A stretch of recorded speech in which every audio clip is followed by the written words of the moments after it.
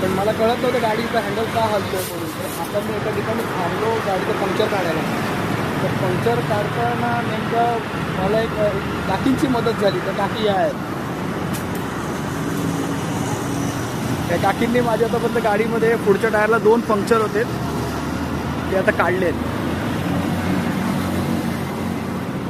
कालपासून टायर हलव होता, आधी कळत नव्हतं का हलतोय ते, पण डाऊट आला म्हणून मी चेक केलं तर पंक्चर निघाले टायरमध्ये. तर पहिल्यांदा मी कुठल्या अशा का म्हणजे लेडीज बघतोय की बाबा पंक्चरचं काम करताय. तर आतापर्यंत गॅरेजवरती आपण ही मुलंच बघतो. ते आपल्या डोंबिवली शिळपाटा रोडला काकींचं शॉप आहे. तिथे यांच्याकडे PVC वगैरे या साईडला सगळं काढून मिळतं. आणि या काकींनी मला एमर्जन्सीमध्ये पंक्चर काढून दिलेलं आहे आता. तर थँक्यू काकी पंक्चर काढून दिल्याबद्दल.